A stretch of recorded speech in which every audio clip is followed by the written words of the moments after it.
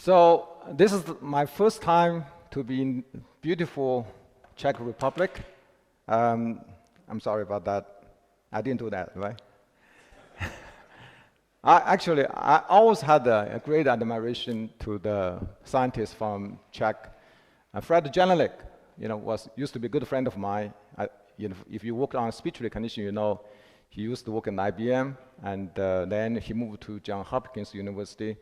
He's really one of the pioneers of machine learning. He's from this beautiful country.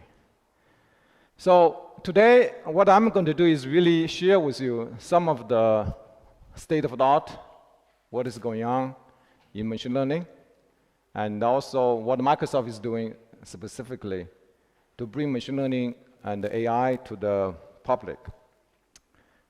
Let's see if I can move this.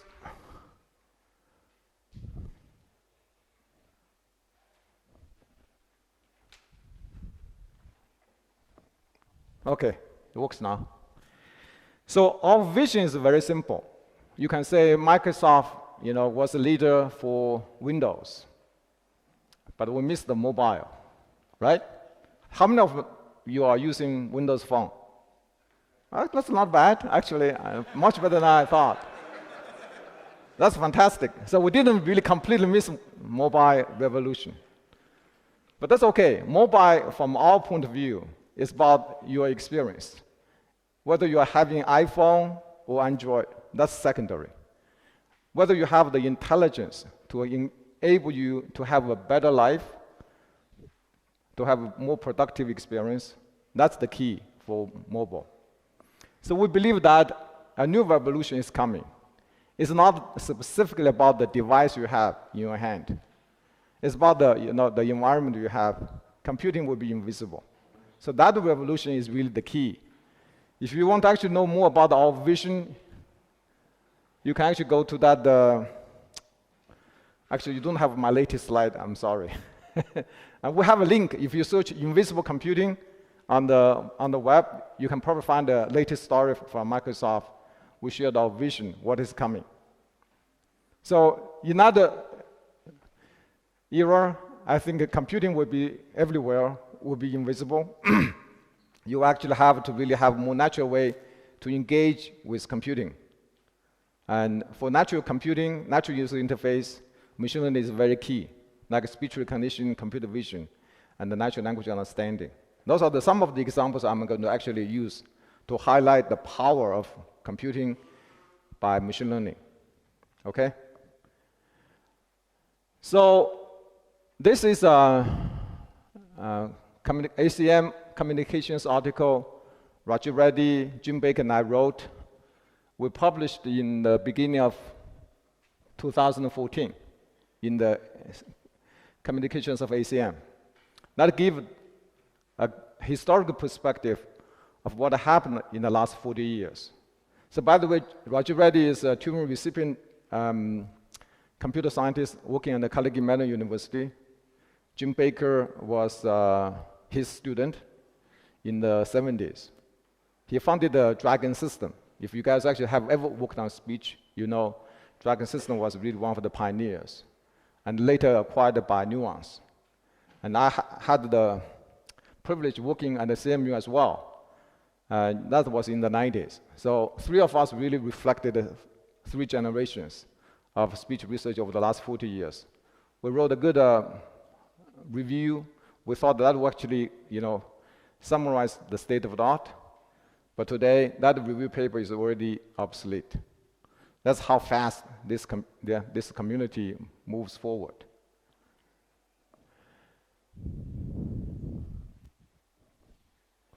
So what drives speech moving so fast over the last 20 years or 40 years? On the high level, this really summarizes the 3 driving forces. The first one is really you have to have a stage. For example, I have a stage here. That's why I'm able to really talk to you, even though I'm not a ballet performer. And the stage for computing, for machine learning, for any AI is really the infrastructure, the massive distributed computing infrastructure that enable you to really take advantage of huge amount of data, really dig deeper to get useful information, to get that insight. So that's the first thing. And the massive computing infrastructure, especially using GPU. The second one is really you have to have usage data. That's the oxygen for the performance. You have the stage without the real data, machine learning will not be able to do much. The third column is really the performer.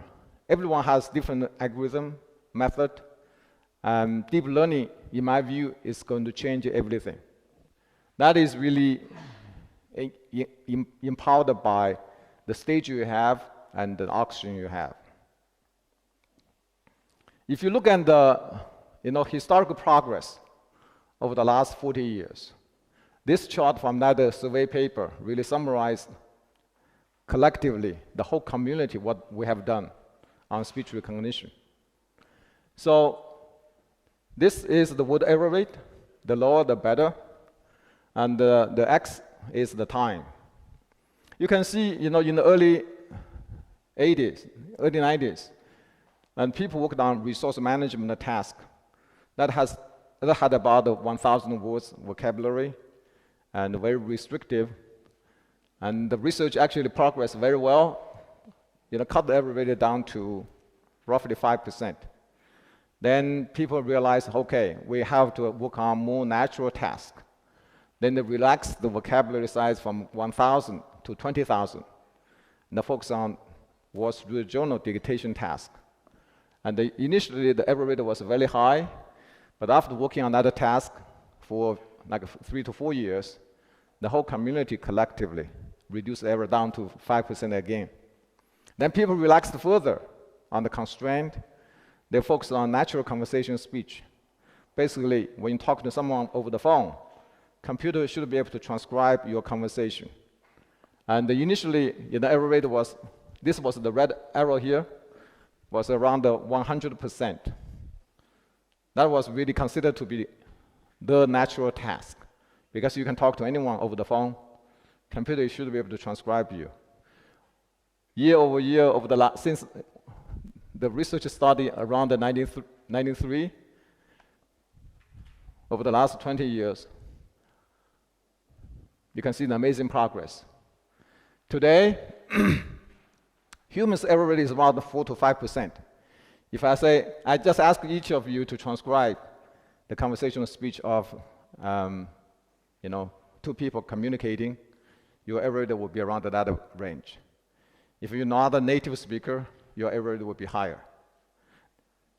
And the computer system collectively is approaching 8% to 7% today in 2016. So if the history can tell us something, in the next 2 to 3 years, computer will be as good as any of you in transcribing speech. That's how powerful machine learning is. That's how powerful deep learning has been over the last 10 years. So this is just one example of the power of machine learning. Just imagine, speech is really the unique faculty we as humans possess. Because of the language, we are different from animals. Monkey, when they see a lion approaching, they know the risk is coming. But any animals, other than humans, they would not be able to really communicate. A lion is actually 5 miles away in a corner. So they can organize the group to react differently. The power of language and speech give us the unique advantage. That's why we're controlling this planet. But in the next 2 years or 3 years, maybe it's even sooner, computers will be able to transcribe speech just like what you have been doing. That's a landmark of AI, in my view. So my prediction is based on historical data, as you can see. We are about twice as bad as humans. If we can maintain the same speed, something amazing will happen in the next few years. Do you have any objection? Okay, now at least I got this 200 people group agreeing with me on that prediction. All right.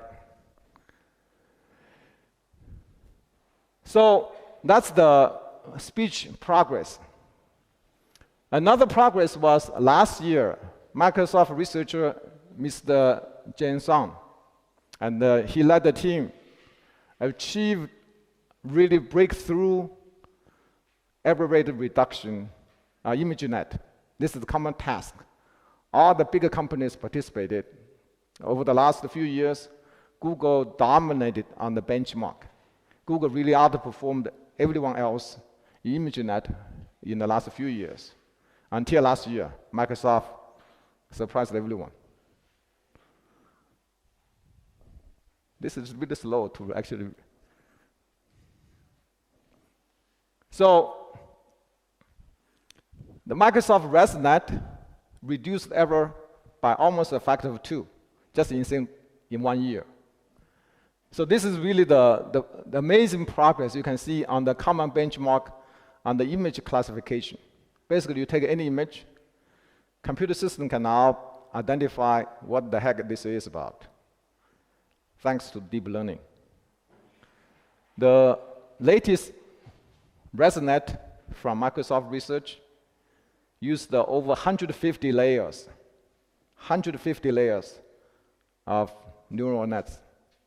That's how deep it is. Because of that depth, they focus on the residual. They actually have the skip over the convolutional neural nets. Now, this had amazing progress. So this already actually, outperformed most of the humans on that ImageNet task. Unlike speech recognition, of course, this task is constrained, very much like speech recognition was in the 80s. You had, 1,000 words vocabulary or 20,000 words. Here, you have about 1,000 image classes. We can further relax the computer vision task. I think the amazing progress is going to be just like speech and the computer vision. So I hope those two areas give you enough confidence on the power of machine learning. If computers can really have mastered your hearing, your vision, what else we cannot do, right? And all those progress, we should thank deep learning. So you might ask, okay, deep learning is important. What is I should do, as a user? So Microsoft had the project Philly. We always use a city name to actually work as a code name on the project. So Microsoft has been really focused on the infrastructure, the stage, to create the AI. So whether it's computer vision, speech recognition, or natural language understanding, we have the stage we have been focused on to really enable internal groups within Microsoft to use deep learning, using tool set and the computer infrastructure to perform machine learning. And last year, we decided to share our open deep learning toolkit with the public.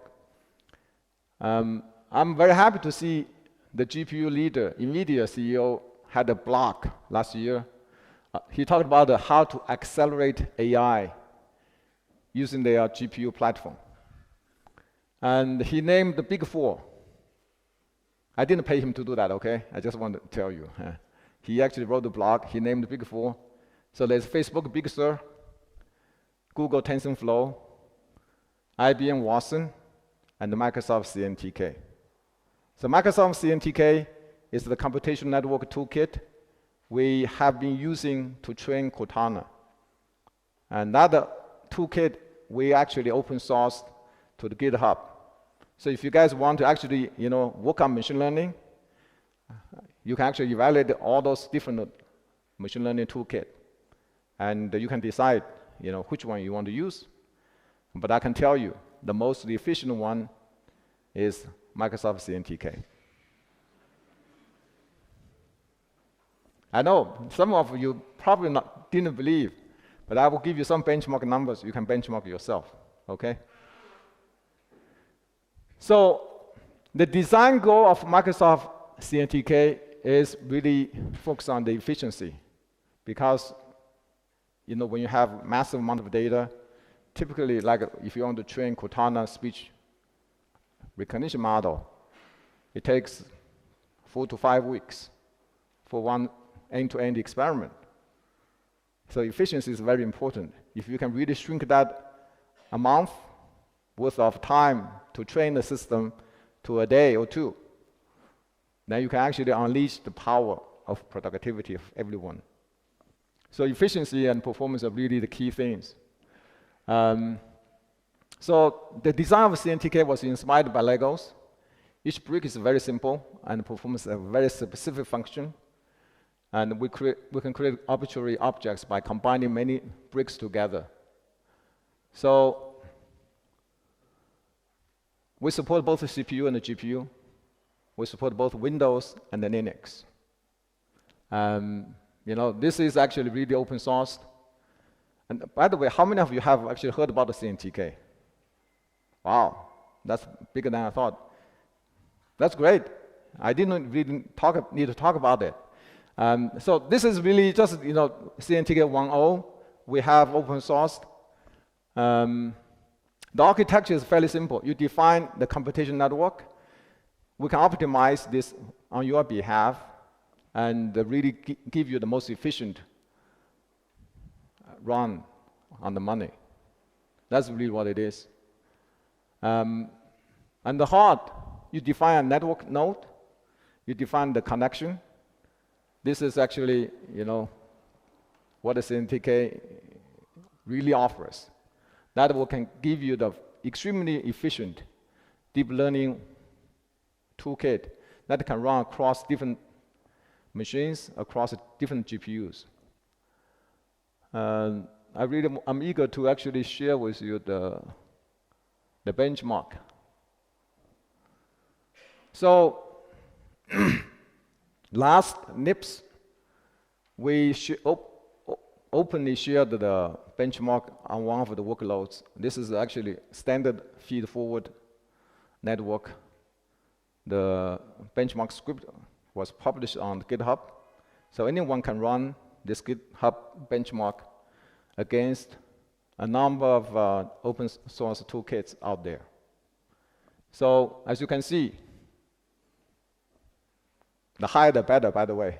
This is not like an error rate, okay? Do you guys have any question?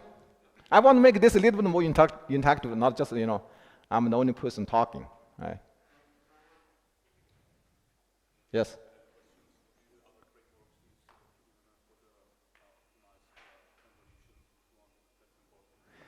Yeah, this one is not a convolution benchmark. We have another convolution benchmark. And so this is a feed-forward neural nets.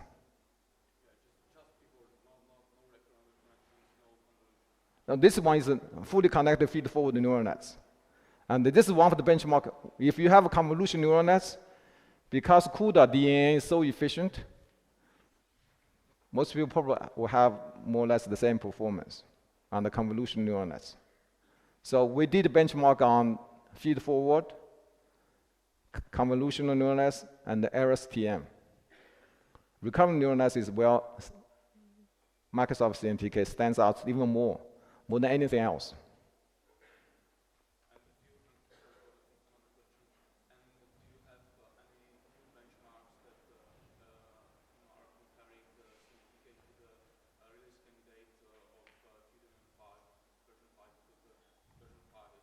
Yes. We have been incorporating CUDA v5 in the CNTK. That will come. Yeah. CNTK actually we soon have 2.0.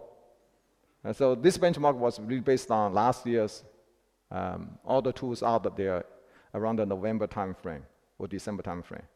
Yeah, right before Christmas. That was our Christmas gift to the public. So, any more questions?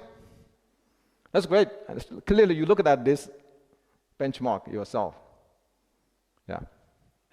Did anyone find any discrepancy Was this accurate? I'm sorry?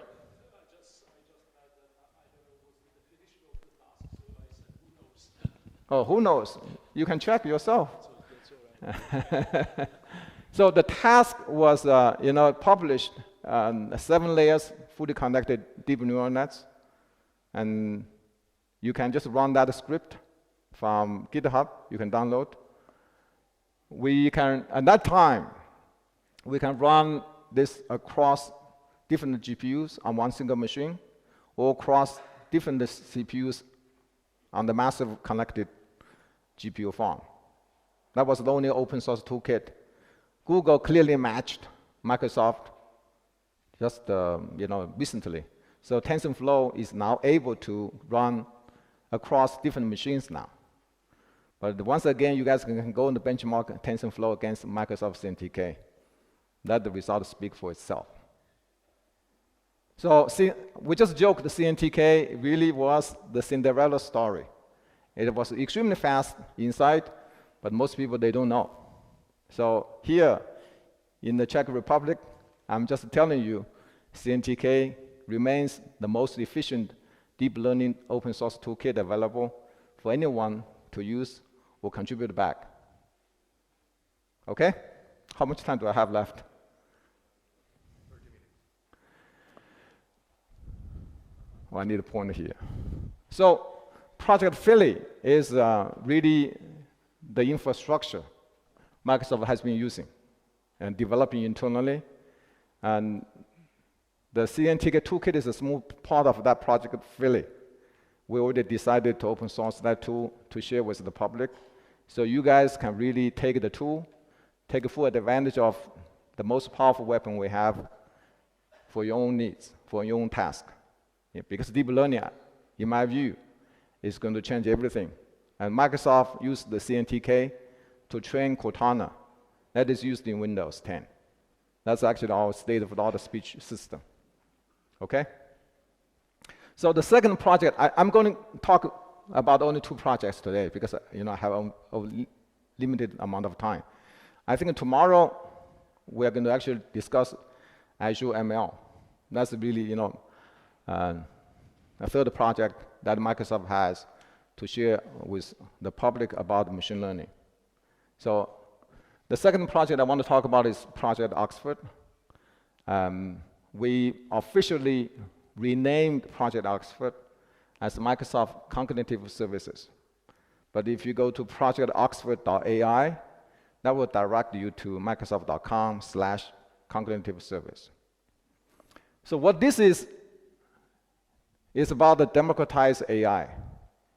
If you use CNTK, Project Philly, you want to get a lot of data to train your system. That's still very expensive. Where do you get all those GPU, right? We have hundreds of GPU, and you have to gather 100,000 hours of speech, label the data to really create anything that's decent. So it's still expensive. So what we have done is really we packaged all those Microsoft trained AI models and shared with them in the form of REST API. So any web developers can really take advantage of Project Oxford, just use Microsoft AI. That's actually really 20 years cumulative R&D with 1,000 people, and create your own intelligent applications. So that's what this is about.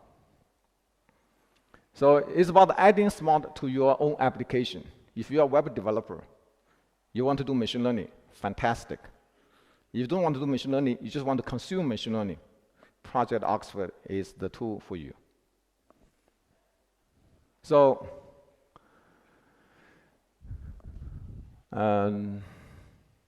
it is, I already said that in everything in the slides here. So, essentially, I did point on this way, I'm sorry.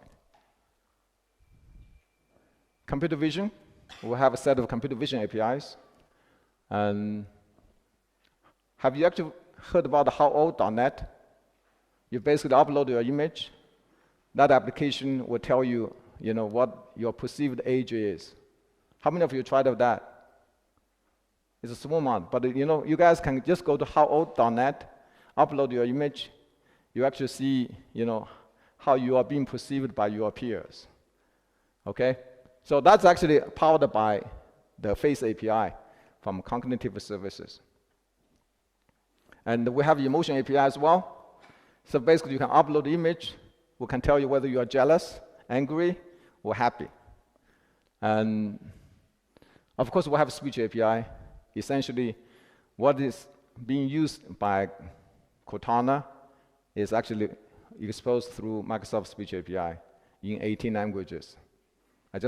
I'm sorry, we do not have Czech language yet, but we do have 18 languages.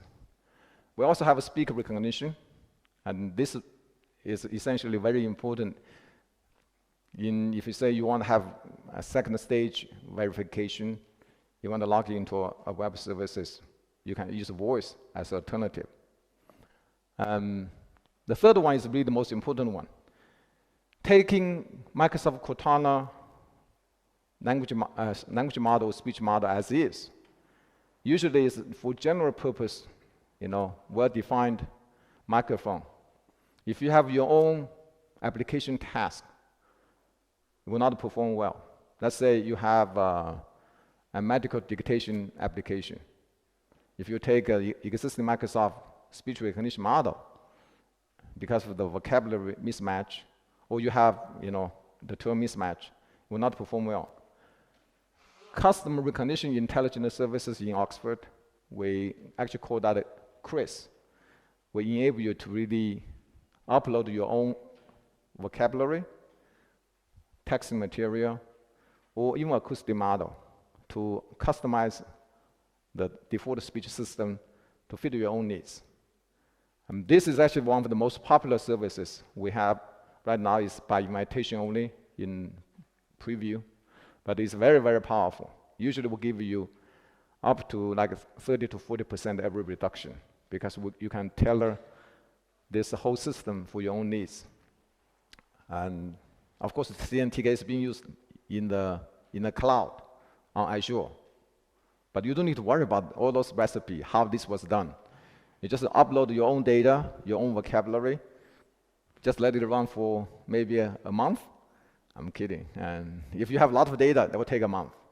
But then some magic model will just come back to you with a stunningly better performance over existing Microsoft Cortana. So on the language side, we also have a range of services that's in Oxford, like spelling check, language understanding intelligent services we call LUIS. And what the LUIS can do is actually very powerful. Essentially, will give you the tool to understand the intent and the entity of your domain. So if you want to create a solution, and your own application that has the capability of Cortana or Siri or Google Now kind of capability for your own task, with Microsoft Speech, CRIS, and the LUIS, you can create a system that is as good as the state of the art, because the recipe of how we created Cortana is here. What you need to do, just really get the data ready, and label a few examples using active learning. You can actually have the whole end-to-end system fully competing with Google, Apple, or Microsoft.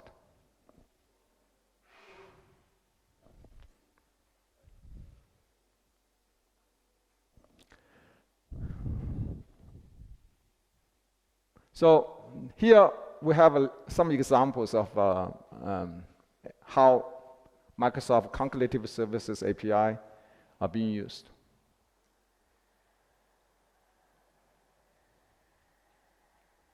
So if you upload an image, we can tell this is a person, where the person's face is.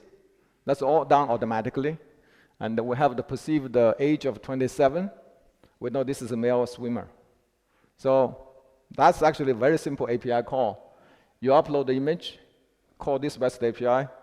You have the entity give you all those information you need.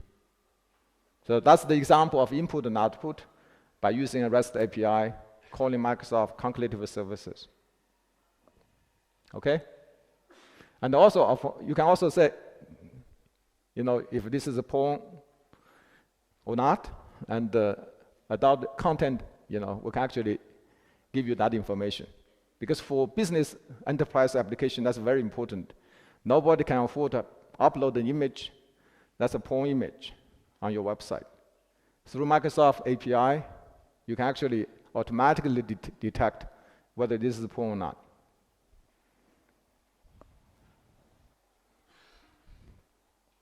So on the OCR, you upload any image, the content of the language can be actually automatically recognized.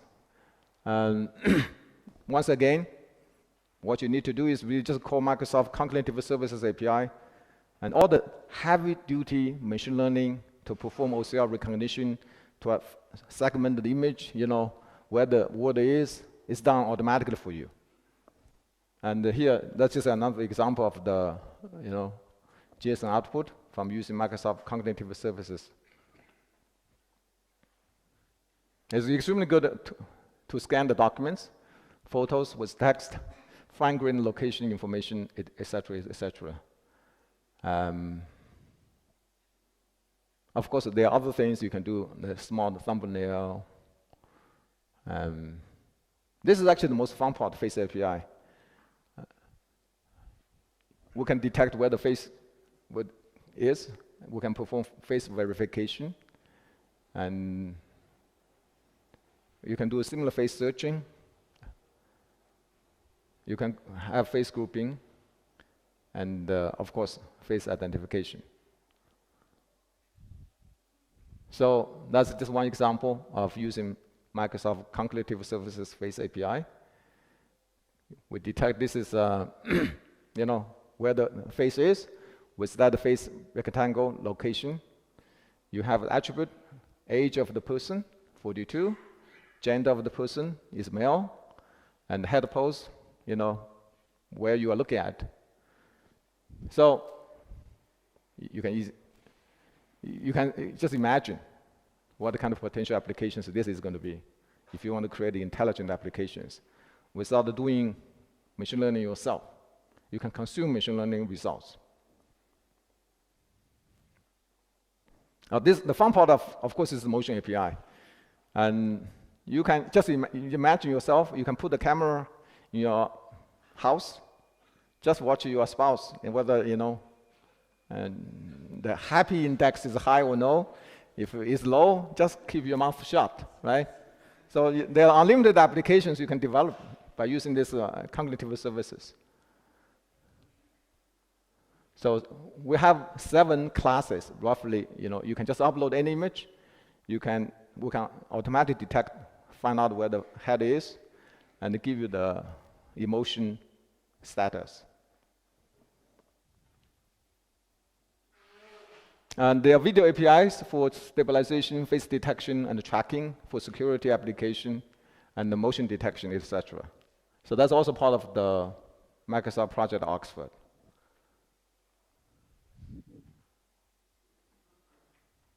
So those examples are really showing the power of machine learning, because none of those services was done by simple computer programming. They are from years and years of deep learning, machine learning research, and a huge amount of data we have accumulated by using CNTK kind of technology in the background.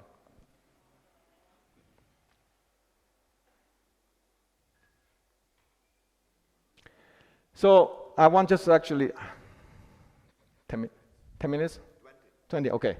So because speech is almost my favorite subject, I want to actually spend a little bit more time talking about the speech in Project Oxford.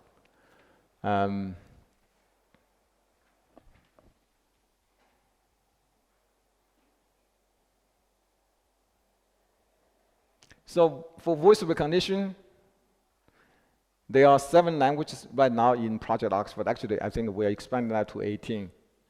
You have REST API. You also have a client library on both iOS and Android. Of course, Microsoft Windows is included. But you can see Microsoft really focus on the cloud-centric AI and this cross-platform. If you have iOS client, you can easily use the client SDK to develop your own speech application.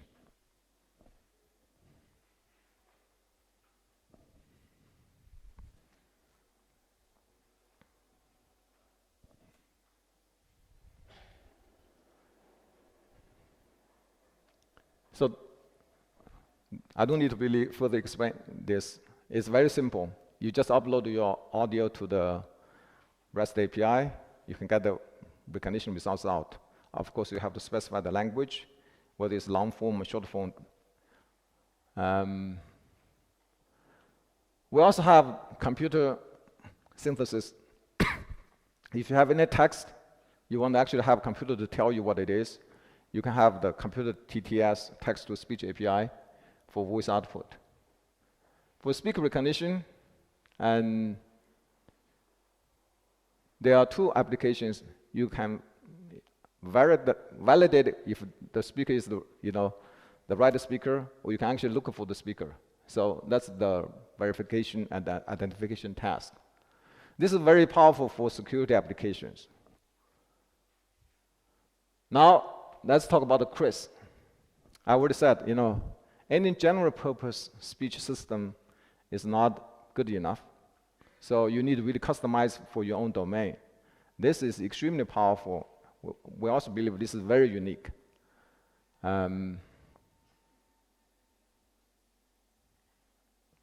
So I can tell you, actually, one of the large companies in the US gave us a huge amount of data, and they are really realistic data. That's not the same as what we have targeted. What we have targeted is really you have mobile devices.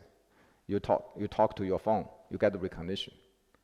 But the application we have is really, you drive through this device, you want to talk to the device, and you are in a car is running, so it's very noisy. You're also far away from the microphone.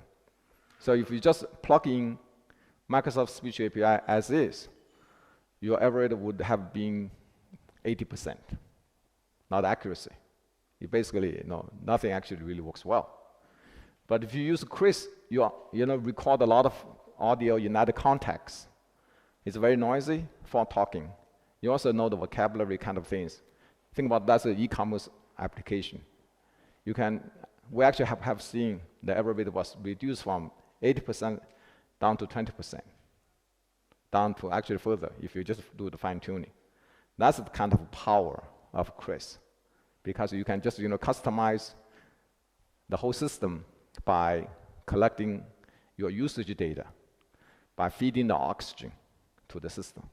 That's what I just, I have 3 columns, right? I talk about the stage, oxygen, and the performer. If you have usage data, you simply feed into Microsoft Chris, bingo. All the heavy-duty machine learning is done on Azure by us. And then you have this stunningly beautiful system. You can reduce error. You can reduce basically error from 80% to 20%.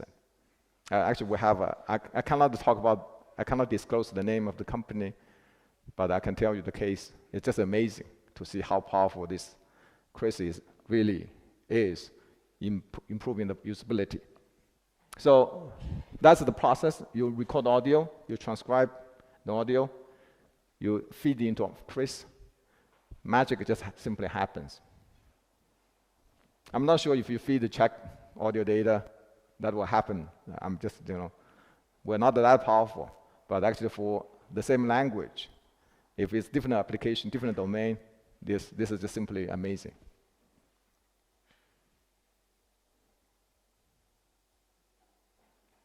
I will skip spell check API, but that's also available. This is also something I personally worked on when I worked in Bing. And if you type into a search engine, you can see that most of the typos can be automatically corrected, because we have billions of typo errors we can learn from the real usage.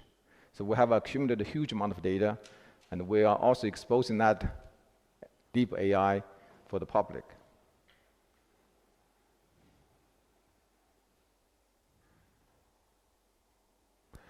So Lewis is another thing. I think if you want to create an IoT application, you can take a quiz, customize for your IoT usage scenario, and that only will perform recognition, give you transcribed data of the word.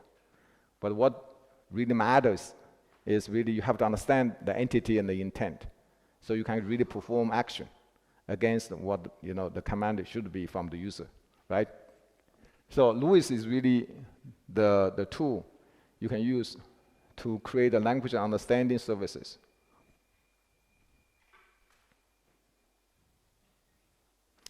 So we have packaged a set of pre-trained templates from Bing and Cortana. So you can start from actually the building blocks of Microsoft search engine Bing, and then customize for your own domain and your own application for understanding. We basically, what you need to do is define a set of concepts, intent.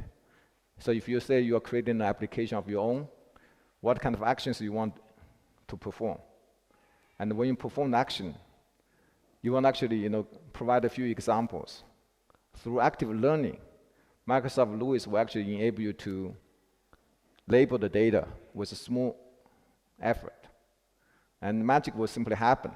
So rather than label the data, we'll have active learning in the background, will give you an amazing, accurate natural language understanding system.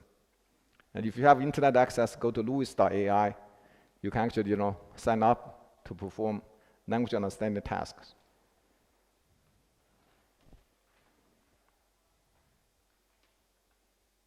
So once you actually perform that task, then the output will be entity. For example, could be flight delays on the topic. If it's actually a news about the flight delays, you have the intent. You see, intent is find news, and then none with different probability as output. And this is actually the UI on how you should label the data. So basically, for a few examples, begin, I cannot read it. You label the entity. You mark what that is. So any actually people, not necessarily developers, can use this tool to create the label to enable machine learning to perform natural language understanding. And you can also use a pre-built entity from Bing and Cortana. So you don't need to really, if there's actually, for example, a time understanding module, you can just use that as is. If there's a weather module, you can use that as is. And you can just customize everything for yourself by defining intent. You can see the first one is intent. You have a set of intent actions to perform. We can recognize from natural language what the intent should be, and then you define the entity. Because entity and intent combined, your computer program can perform any action. So that is the UI of Lewis for you to develop powerful natural language understanding application, just like Cortana or Siri or Google now, because essentially they use the kind of underlying technology for the same task. But this one will give you the powerful tool to customize your own application with an intelligent interface. So he reminded me I'm running out of my time. I want to reserve 5 minutes for question and answer. And I want to just quickly end here. There are a number of application showcases by using Microsoft Cognitive Services. Behind the door, we use the CNTK to enable deep learning to create those models. So those two combined will democratize AI. You don't need to have 1,000 people working on this for 20 years. You can just, use the REST API to call into Microsoft Cloud Services and make your own application as intelligent as anything you can find in the marketplace. So on the Project Oxford, here's a number of links you can go to take a look. I think we are roughly, with all the deep learning, reached the level of mouse of a rat. So we still have a long way to go. to reach the level of AI of human brains like you and me. But that's exciting time. And despite the current IQ is like just a rat, it's still useful. Okay? Thank you very much. Great talk.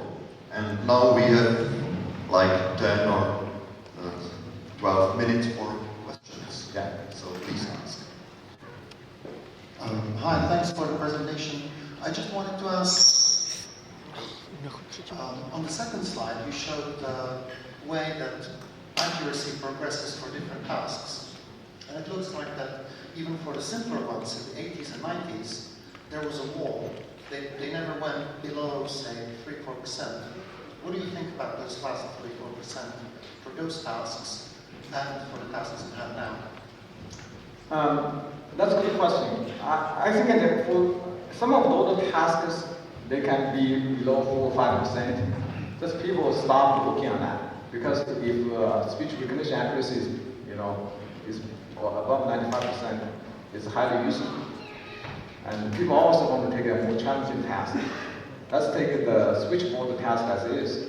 Even for humans, the error rate is around 4%. So it doesn't make a lot of sense to beat the dead horse. Yeah. Okay, another questions? No, thanks for the talk. I was wondering where these services will be available in the Czech Republic, because Cortana isn't currently, I think. So, I missed you all because my error rate is actually 4%. I'm sorry. Sorry. What about the availability of such APIs in the Czech Republic? Because Cortana isn't available here currently. In Czech Republic, yes. I really have no comment. I do not know, our language. We are being prioritized by Windows team, and I work in research. Basically, they decide which language they want to support first. It's not up to me. I'm not interested in language. Like the language I want to use is English, but it's limited by country. Not by country. Yeah. And I think that you can work around that problem. Just get a US credit card. You can. Seriously. I have a friend of mine who is actually developing this application in Israel, similar to your situation, and Azure API services is not available. And then he got a friend of his in the US, got the US credit card, signed up, then developed the application in Israel. Yeah, but still users can use Cortana here, so I can't force my users. No, Microsoft Cognitive Services is not really tied to Cortana. It's tied to Azure. So I don't know if Azure services is available in Czech Republic. We have, let's see, do you guys know if Azure is available? Yeah. It's available. Then you can, in theory, you can access cognitive services. Essentially, it's tied to Azure Marketplace. If you cannot actually make that work. Get a US credit card is the easiest solution. People have done that.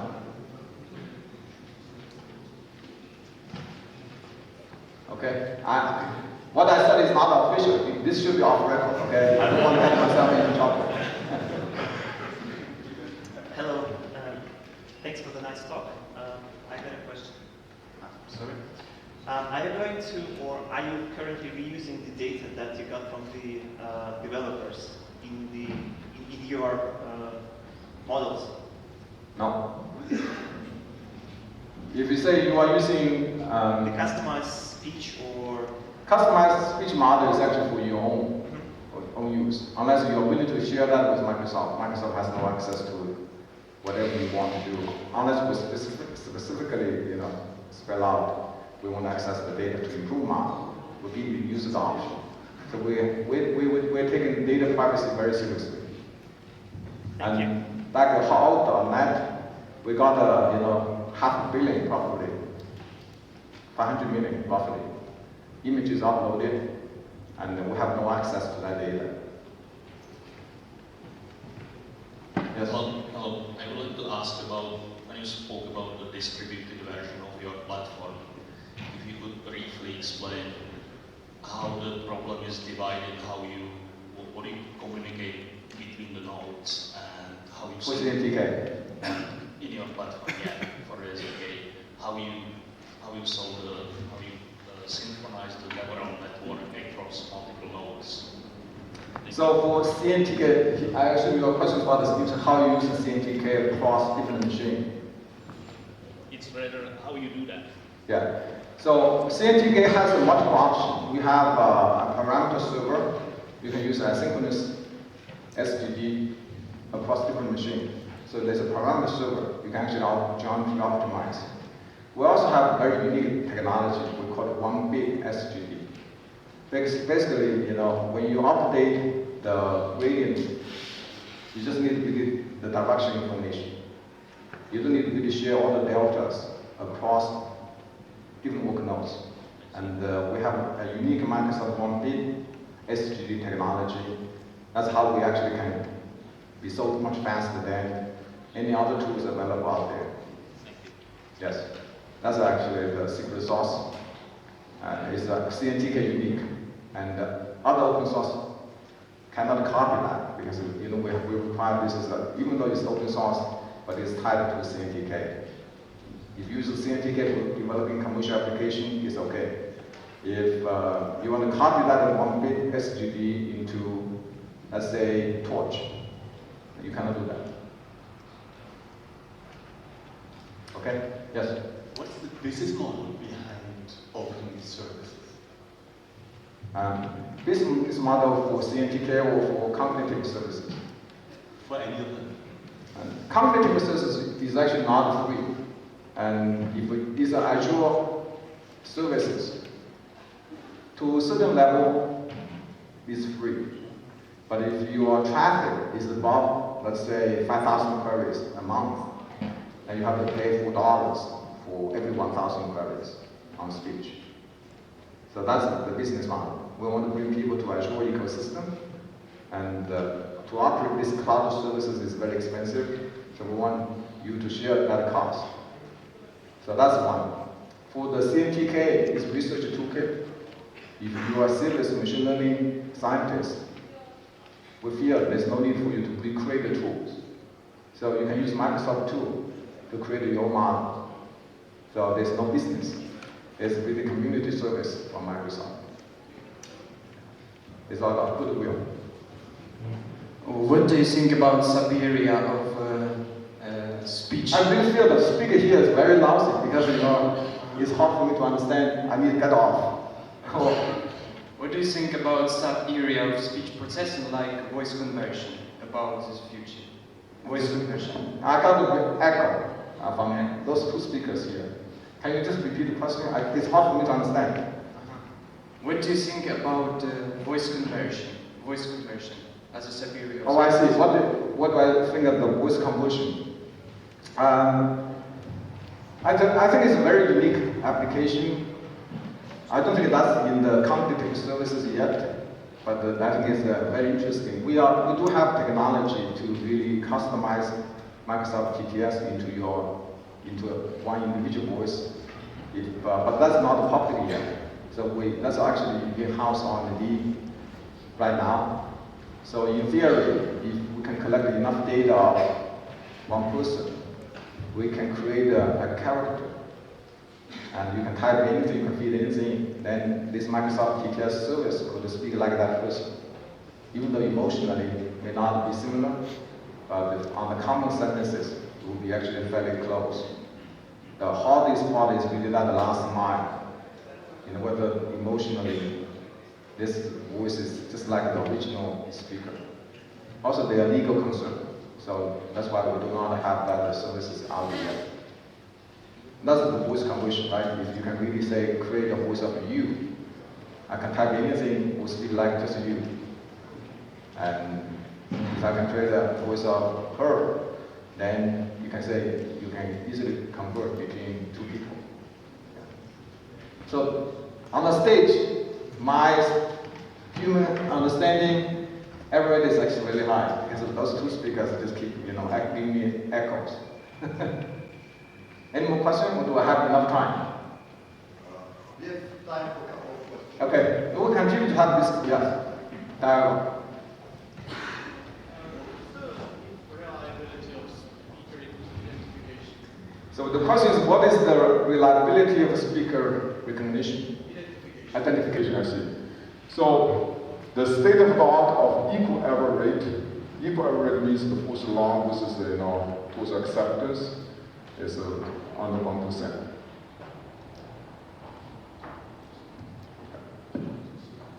That's actually fairly good, under 1%. Yeah, there's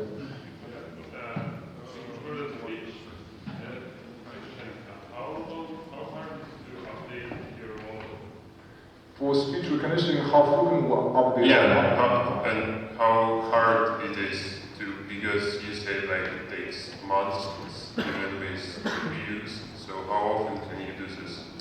The default model actually will update very frequently. And if you use Chris, we put the control in your hands. You can update the model anytime you want to. Because Chris customer recognition services, you are in control. You can customize language model, customize acoustic model all by yourself. By feeding data to Microsoft Cloud, then you have your own version of Cortana. Is that your own? Our own really, that depends on this, when we can have a major improvement. So could be 1 month, could be 3 months. It's seamless. You cannot actually tell the difference. Here. Yeah. I'm just curious for I have 2 speakers pointing in the wrong direction. I'm just curious to find out.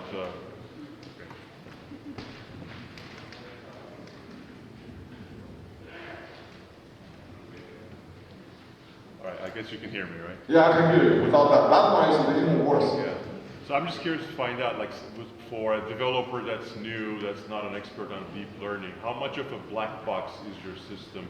Is it just, I provide my data, I get the output, or do I get a lot of say and control and all the different knobs and the 150 different layers? Do I need to know the theory, the math behind it? Because deep learning has a little bit of Black box. interpretability problem, right? So that's a very good question. His question is, if you are not an expert in machine learning, and what does it take for you to really understand the math behind it, to really get a good model? Or do I even need to, right? And or whether you need to. I think if you are an expert, you actually perform better. No question about that. But if you're not an expert, you have more data than the expert, and those data are accurately labeled, you can still outperform the expert. So there's no simple answer. Because for deep learning, without data, you're nobody. If you have the equal amount of data, you're an expert, and against another non-expert.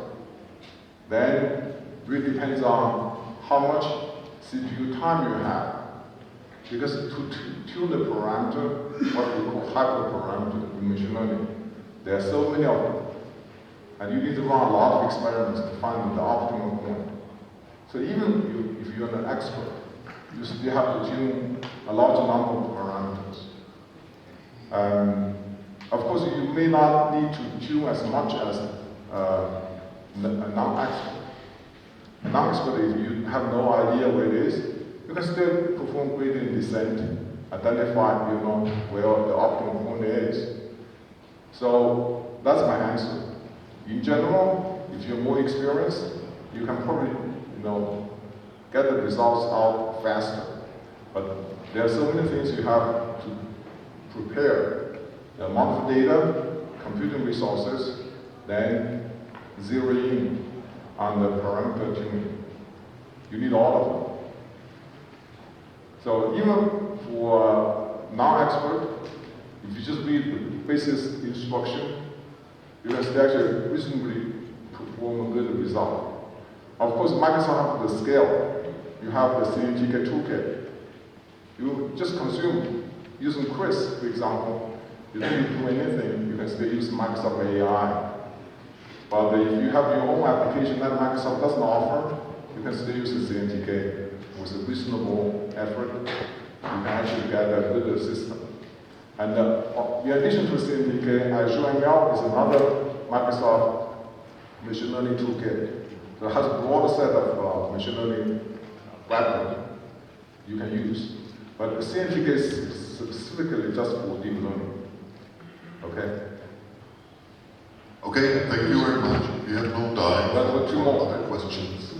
Just one more. So the question is, let me just repeat it. Microsoft provides any program to support the developers to create their own application, right? And I don't think we have any financial program to motivate the developers to create application. What we did is we offered the free tier. So if you just want to perform your services using Microsoft Computational services, they are free. So I hope that's motivating enough, because you will have really access to 20 years of cumulative Microsoft AI research and development. That's actually really, a huge asset you can tap into, and you can see what the state-of-the-art AI can offer you. And if you really reach, the level of traffic, and you can still